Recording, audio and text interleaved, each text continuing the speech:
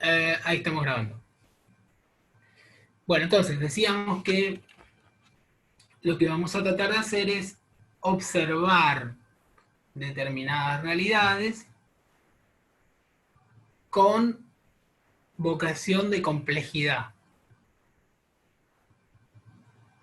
¿Qué quiere decir esto? Que si yo digo lo que pasó ayer fue una clara manifestación de la irracionalidad de las medidas que está tomando el gobierno, o si digo lo contrario, lo de ayer fue una clara manifestación de personas irresponsables violando la cuarentena y poniendo en peligro la salud pública, ¿qué estoy haciendo en los dos casos? ¿Qué les parece? Si digo, lo de ayer fue una clara violación a la cuarentena y peligro a la salud pública. O si digo, lo de ayer fue una manifestación de la ciudadanía en contra del absolutismo y en contra de en defensa de las instituciones. Está Estoy diciendo, emitiendo juicios de valor.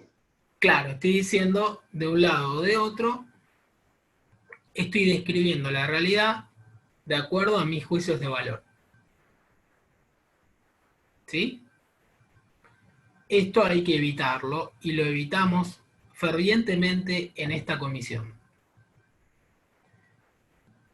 Mi querido hijo está empezando su CBC y yo me integro a alguna de las clases. Hay una especialmente que a mí me gusta mucho, que es la de un profesor de sociología, eh, que el tipo es excelente, pero tiene un problema. Realiza un relato de la historia de una manera muy estructurada, donde pareciera que está todo muy claro. Estos eran así, estos eran asá. La burguesía que se unía al capital inglés y era el modelo agroexportado. Está todo muy claro.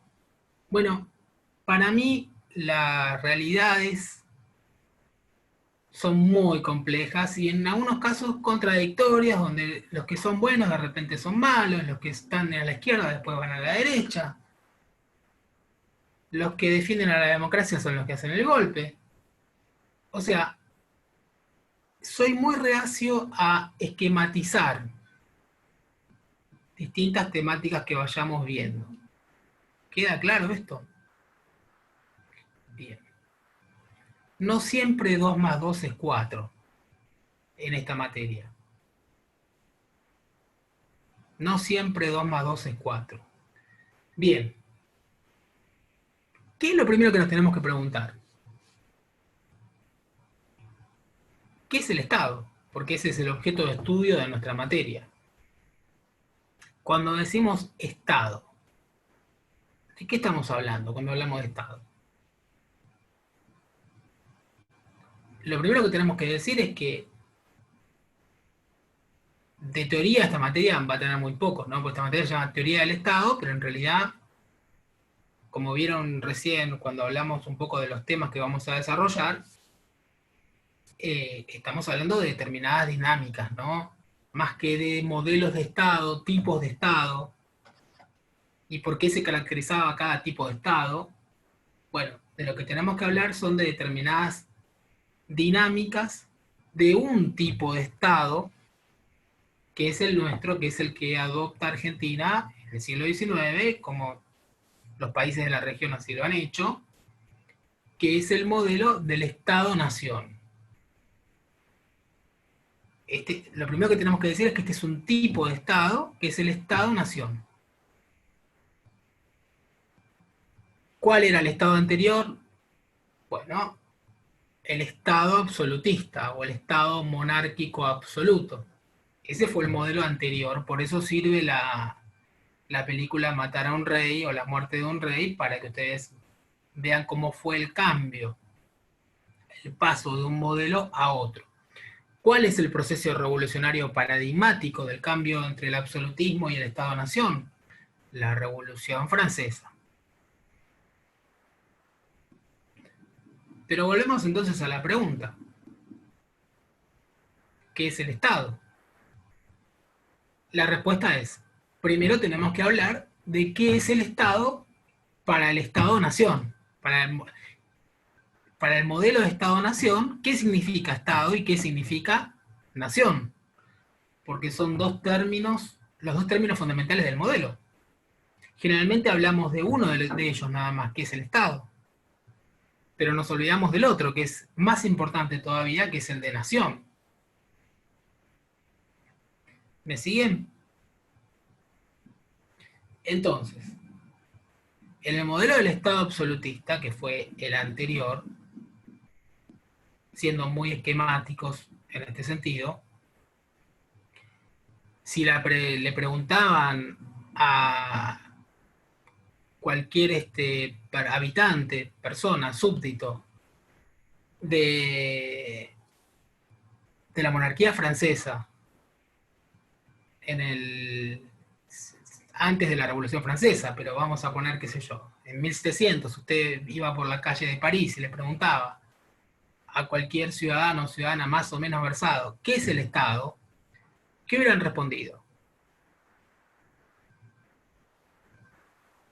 ¿Qué les El parece? rey. El rey, la respuesta es muy clara. El Estado es el rey, la monarquía. De hecho, fue el leitmotiv de Luis XIV. Si ustedes quieren ver, l'état c'est moi, ¿no? El Estado soy yo.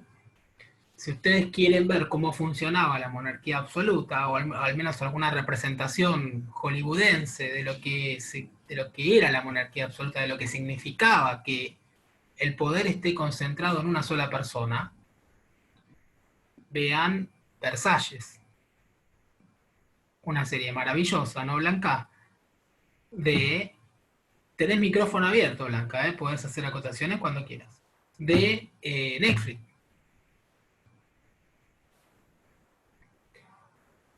Pero pueden ver otras, qué sé yo. Yo ahora estoy viendo Outlander, que habla de el intento del regreso al poder de la Casa Real de los Estuardo, justamente la Casa Real que va a ser decapitada en la película Matar a un Rey.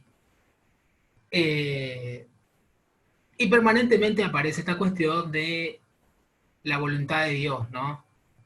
El monarca está allí, o pretende acceder, o está en el trono, o pretende acceder al trono. Bueno, Games of Thrones, seguimos con las series, también les va a representar perfectamente lo que es la lucha por el poder en el contexto de la legitimación divina del poder. O sea, se pretende permanecer en el poder o acceder al poder en base a la justificación divina. Es decir, que hay una relación directa entre Dios y el monarca. Entonces, el Estado soy yo por voluntad de Dios. Estamos hablando del ámbito occidental, de Europa occidental. Por lo tanto, ese Dios es el Dios del Antiguo Testamento. Es la simbología judeo-cristiana. También esto lo podemos traspolar al ámbito musulmán, porque estamos hablando del Antiguo Testamento. Pero estamos justamente en el ámbito simbólico de la representación divina del poder por obra y gracia de Dios. Dios es el que tiene contacto directo con el poder. Y los súbditos justamente son eso, ¿no? Subordinados a la voluntad de Dios. Por lo tanto, cuando se quiebra ese modelo, que va a ser un proceso que va a llevar unos cuantos años, por lo menos un siglo largo, y que va a empezar en Inglaterra a resquebrajarse ese modelo, lo primero que se va a cuestionar es esta imagen de que el Estado está concentrado en la voluntad de una sola persona. La legitimidad divina del poder es lo primero que se va a cuestionar.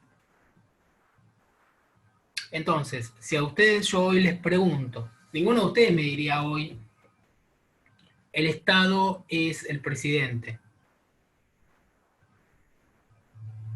Si yo les pregunto, ¿qué es el Estado hoy? En este sentido, ¿no? ¿De dónde proviene el pueblo?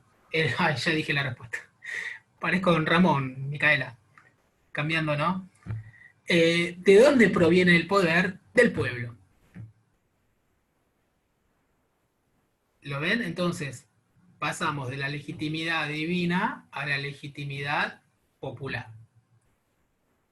Entonces, la respuesta a qué es el Estado, la primera respuesta que tenemos que dar hoy, ¿cuál es? En el modelo del Estado-Nación, que es el nuestro. ¿Por qué es el modelo del Estado-Nación? Porque ¿qué es el Estado? Razonen lo que estoy diciendo, por favor. ¿Quiénes son el Estado? El pueblo. Pueblo o nación, que vendría a ser lo mismo. La respuesta correcta sería la nación. Todos somos el Estado. No hay ninguna persona que pertenezca a la nación argentina que esté ajena a la realidad estatal. Todos formamos parte del Estado. De hecho, ¿quiénes tienen una constitución a mano que es muy recomendable que todo el mundo tenga algún archivo o en formato papel, la constitución a mano? A ver, yo voy nombrándolos para que vean que los veo, que estoy atento. Luz Vargas. Bueno, justo se fue Luz Vargas. Francisco, a ver que estás arriba de Luz Vargas. ¿Tenés la constitución ahí? ¿Cómo se titula la constitución? No, yo no Todo el sé. mundo con la constitución en la mano. Juan La estaba Manuel. justo buscando.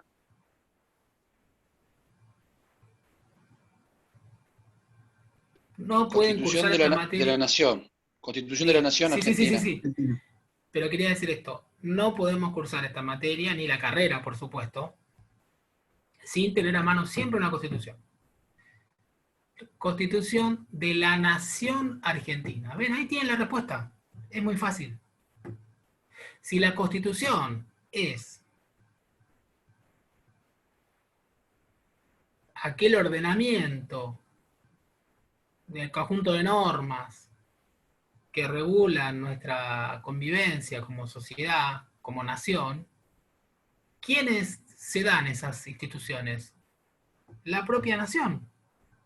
Es de la nación argentina. Por lo tanto, el Estado, en un sentido muy primario, somos todos y todas. Todos y todas somos parte de ese contrato social que es la Constitución. Pero la realidad sociológica, que es la nación, es preexistente a la creación de las instituciones. Nota al pie, les vamos a pasar por cartelera.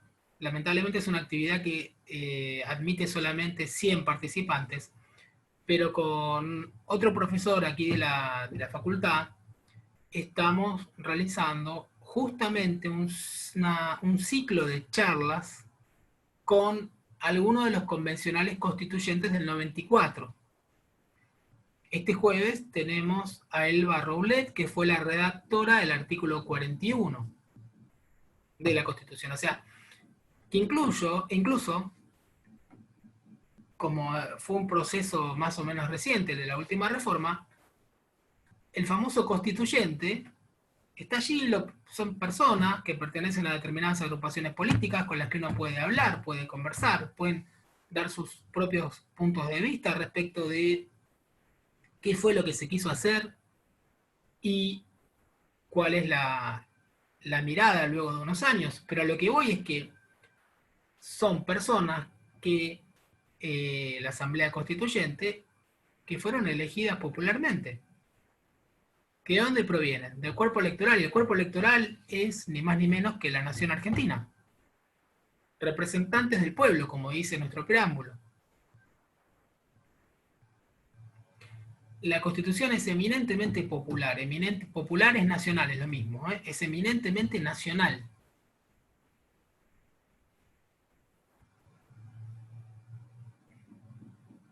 Entonces, justamente este profesor con el que estoy realizando la charla, Gustavo González, tuvo una iniciativa muy interesante que es la de subir a YouTube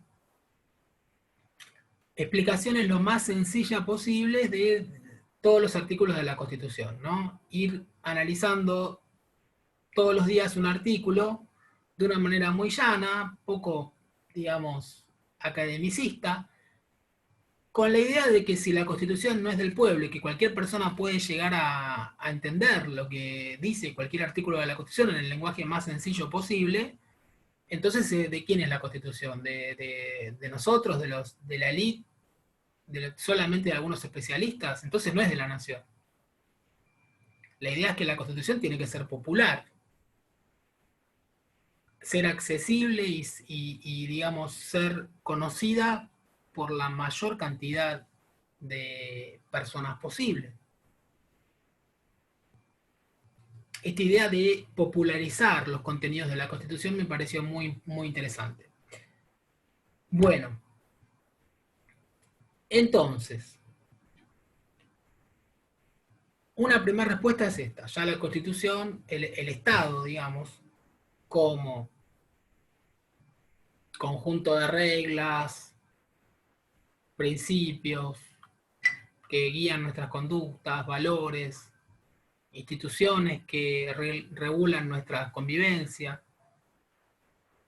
ya no es la posesión exclusiva de una persona o un grupo de personas, sino que es derivación de un determinado contrato social, realizado por personas que se autorreconocen como una nación.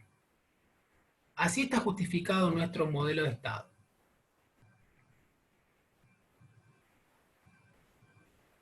Hay una realidad sociológica que es la nación, y este es un concepto tomado directamente de la Revolución Francesa, la nación, que es la que se dota a sí misma de sus instituciones. Ya no viene de Dios el poder, sino que viene de la propia nación.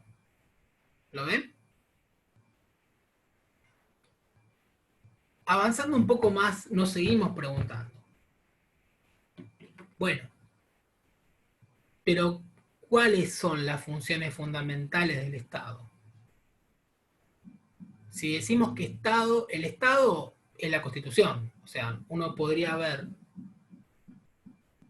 cómo está organizado nuestro Estado Nacional Argentino a través de la lectura de la Constitución, que como ustedes saben tiene dos partes, una dogmática y otra orgánica. Bueno, si queremos ver cómo están desarrollados los poderes del Estado en la parte orgánica y cuáles son los valores, los principios que guían a la parte orgánica, son aquellos de la parte dogmática, y así en todas nuestras constituciones, ¿no, Blanca? En la región latinoamericana fue organizada así. ¿Pudo haber otro modelo de Estado que no sea el de nación? Sí, efectivamente sí. El concepto de plurinacionalidad es más bien reciente.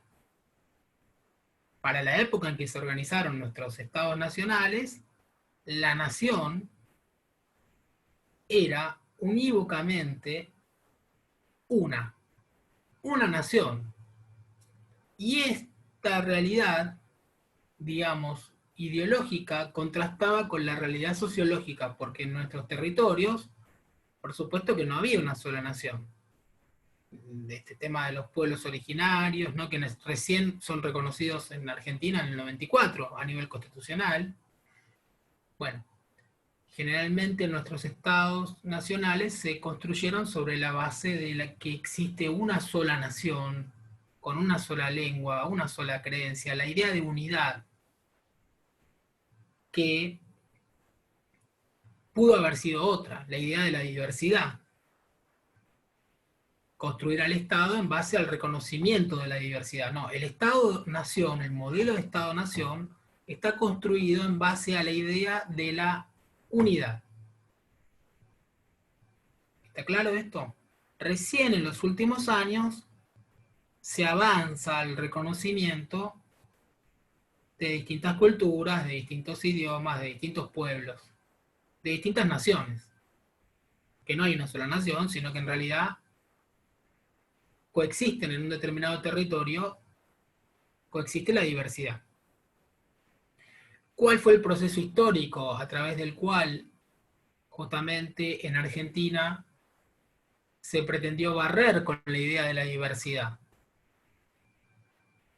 ¿Qué les parece? La campaña o la conquista del qué.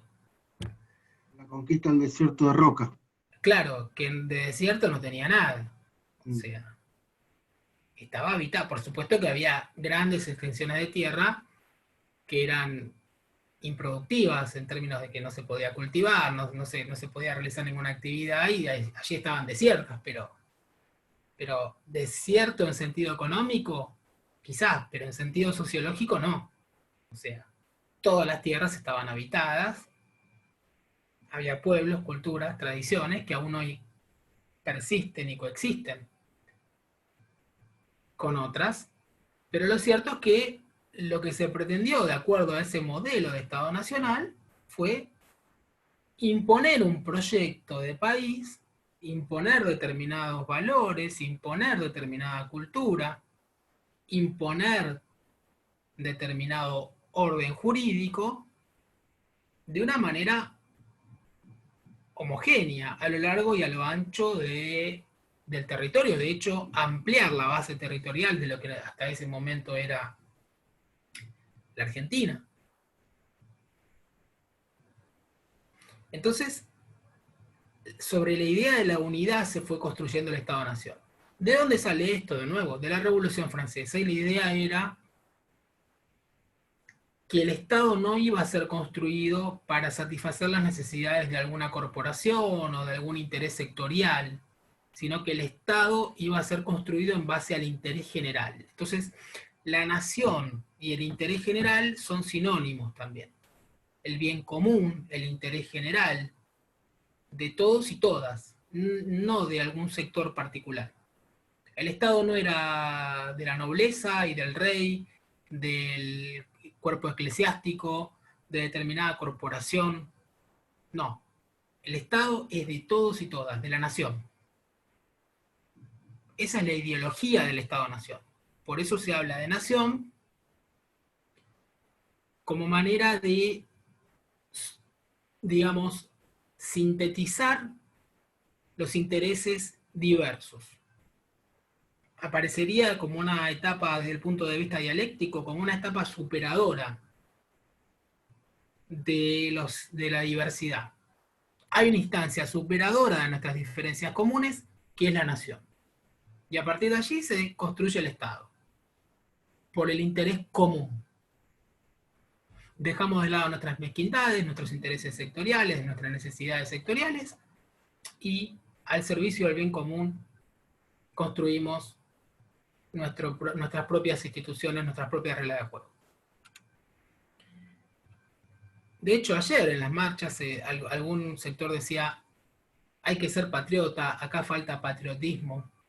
Bueno, cuando se habla de patriotismo, justamente se apela a esta noción de bien común. ¿Cuál es la trampa? Que generalmente el bien común es el menos común de los bienes, así como el sentido común es el menos común de los sentidos. Porque en realidad la imagen del bien común barre absolutamente con la diversidad y con distintos intereses, digamos, sectoriales o con distintas necesidades de acuerdo a distintos actores sociales. Lo que yo pueda entender como bien común puede ser contradictorio y contraproducente para lo que Micaela pueda entender como bien común. ¿Y cuál es el bien común que predomina? Micaela quiere ir para la izquierda y yo quiero ir para la derecha. Ya va, José, ¿cuál es el interés común que predomina? Hay una puja de intereses comunes. Yo digo que el interés común es ir a la izquierda. Y Micaela dice que el interés común es ir a la derecha. ¿Cómo se resuelve esto? Respetando las libertades de cada uno individuales. Sí, perfecto. Pero en definitiva, elecciones. Bueno, buena respuesta. Elecciones puede ser una respuesta. ¿Y las elecciones para qué sirven? Es una muy buena respuesta, excelente. ¿Para qué sirven las elecciones? Micaela lleva su plataforma política, su propuesta, su programa de gobierno. ¿A dónde querés ir, Micaela? ¿A la izquierda o a la derecha? Quisiera un partido verde. Bueno, ¿Puede ser? Micaela, ahí está. Micaela quiere el Partido Verde y ecologista, y yo quiero ella quiere la protección del medio ambiente y yo quiero la protección del empresariado. Vamos a ponerlo así. Se resuelven elecciones, muy bien. ¿Y qué determinan las elecciones? ¿Para qué sirven las elecciones? Se encargaría para ver quién ejerce la administración del Estado en ese momento. Y entonces, supongamos que gana Micaela. ¿Qué va a hacer Micaela? Va a llevar su idea de bien común, lo va a tratar de plasmar en su programa de gobierno. Y entonces, ¿cuál es la idea de bien común que termina prevaleciendo? La de la mayoría. La de la mayoría, perfecto. Pero en definitiva, puede que Micaela, una vez que llega al poder, no cumple todo lo que dijo que iba a decir. No necesariamente es lo que la mayoría votó. Lo que sí efectivamente es lo que Micaela vaya a hacer una vez que esté en el gobierno. Lo que considere el partido gobernante, que es el bien común. Entonces, en algunas ocasiones lo que tenemos es que es el poder el que determina lo que es el bien común. Y ahí vamos a otra realidad, que es la de que dijimos que una primer vinculación con el Estado es, ¿cuál? La nación. Otra segunda vinculación con la idea de Estado es la idea de poder. Estado y poder son sinónimos. ¿Vos querías decir algo, José Genovesi? No, se ve que se marcó solo, perdón. Bien. El poder. Esto lo van a ver con Alan seguramente el martes que viene. Pero el poder es una relación que implica dos polos, ¿no? Unos que mandan y otros que obedecen. Entonces podríamos decir que el Estado, desde el punto de vista del poder, es aquella organización, es el poder organizado. Es decir, es la determinación sobre quiénes mandan y quiénes obedecen. Es decir, que si el Estado es un Estado constitucional como el de nuestras regiones, los estados de nuestra región, estoy hablando del ámbito iberoamericano, bueno, la Constitución, como carta fundamental de ese Estado, es la que determina quiénes son los que mandan y quiénes son los que obedecen. Determina cómo va a estar estructurado el poder.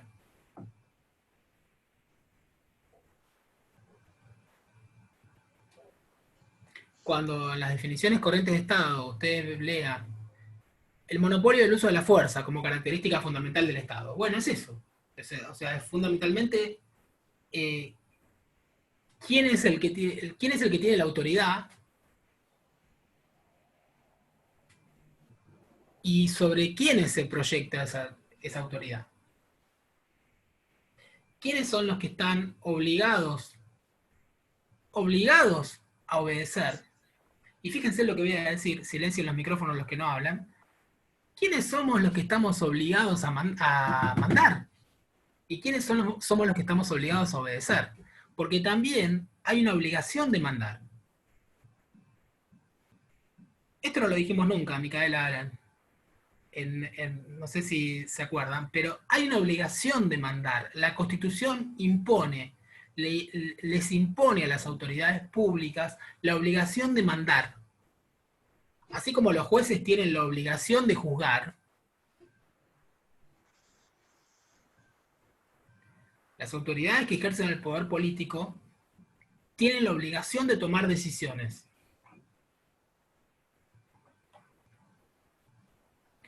Cuando nosotros pudimos ver en la Argentina contemporánea una situación de vacío de poder. El vacío de poder genera, digamos, es una situación insostenible. Crisis, incertidumbre. Dentro de nuestro esquema constitucional, la autoridad no puede quedar vacante de ninguna manera. De hecho, hay una ley de acefalía, digamos, la autoridad debe ejercerse. El Estado es aquella organización que obligatoriamente tiene que mandar, tiene que ejercer su autoridad, tiene que decidir qué se hace y qué no se hace, cuáles son las orientaciones que va a llevar un determinado gobierno, son las que le imprimen la dirección al Estado. ¿Me van siguiendo? Por favor, yo quiero que todas y todos me sigan. Si hay alguna pregunta, a cualquiera de nosotros pueden hacerla. ¿Va quedando claro? El Estado, en primer lugar, tiene la obligación de mandar. Digo, quienes ejercen las funciones estatales. Después iremos desagregando un poco más, burocracia, gobierno, quienes ejercen los distintos poderes del Estado, pero básicamente quienes son funcionarios públicos tienen la obligación de ejercer ese poder. ¿Qué les da quién? ¿Quién les da el poder a los funcionarios públicos? ¿Dios o la nación? El pueblo. Nosotros. El pueblo, que es la nación. En términos jurídicos, digan el cuerpo electoral. ¿El cuerpo electoral? El cuerpo electoral. Quienes forman parte del cuerpo electoral son los que eligen a sus representantes. Bueno, entonces si yo digo, el cuerpo electoral o el pueblo o la nación, es lo mismo en este aspecto, son los que legitiman el poder del Estado. En realidad los que están autorizando a aquellas personas que cumplen funciones públicas a que manden efectivamente, a que ordenen, a que dicten normas de carácter obligatorio, impersonales, que van a ser las que les van a dar una orientación determinada al Estado. Entonces ahí podemos, de esta definición podemos derivar algún tipo de clasificación de tipos de Estado nacional, ¿no? Según el sentido ideológico de sus gobiernos. Y así podemos hablar de Estado neoliberal, de Estado de bienestar, ¿no? De Estado socialdemócrata, y así. También está el tema de la protección a la ecología, etc. Para muchísimos analistas y observadores, a partir de la década del 90, en la región se da un modelo de Estado neoliberal. Y luego, a partir de la década del 2000, hay un viraje hacia un Estado de tipo neopopulista. ¿No, Alan? Que ahí nos metemos en otro berenjenal, pero lo cierto es que cuando ustedes hablan de tipos de Estado, o cuando lean el Estado de bienestar, o el Estado neopopulista, el neo-keynesiano, lo que ustedes quieran, chau, hasta luego. En realidad estamos hablando de el sentido de las políticas públicas de ese gobierno determinado. Se nos va acabando la clase, ¿no? Y con la cámara prendida. Nos quedan, bueno, 5 minutitos. Quiero terminar una idea. No sé, Alan, Mica, Blanca, si quieren agregar algo a esto que estamos hablando. Igual seguimos el viernes con esta introducción.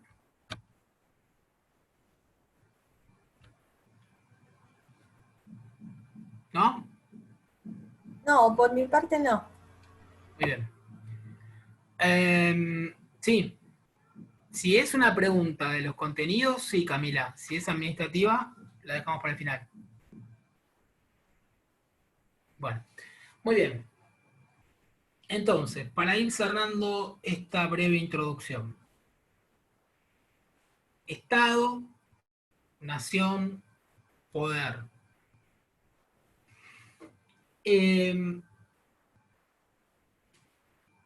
Si nosotros queremos ahondar en la idea del poder, ¿no? Esto es de establecer quiénes mandan y quiénes obedecen. Tenemos que ir primariamente al artículo 22 de la Constitución. Igual cerramos en 5 minutos reloj, ¿eh? Artículo 22 de la Constitución es el que va a establecer que el pueblo no delibera ni gobierna, sino a través de sus representantes y demás autoridades constitucionales. O sea que allí hay una primera respuesta sobre la que vamos a profundizar la clase del día viernes. Brevemente voy a tomar lista. Tuvimos una asistencia interesante hoy, ¿no? De 45 llegaron a estar conectados 31, 32, ¿no, Alan? Acevedo. ¿Está? Aladro.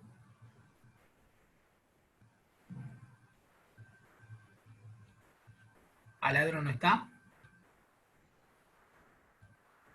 A ver, yo voy nombrando los que veo mejor. Laura Sicone. Sí, quiero decir, los voy buscando acá en la lista.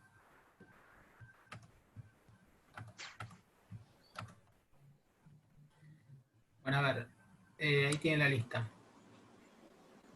Sicone. Sí. Genovesi. Para saber si estamos bien con el curso, sí. Sí. Bueno, Baigorria. Tendrás que estar. Sí, acá, profe. Bien, entonces para no perder más tiempo con esto, vamos a empezar la clase que viene tomando lista. ¿Sí? A ver quiénes son los que están. ¿Alguien tiene alguna pregunta del contenido o de otro tipo antes de cerrar?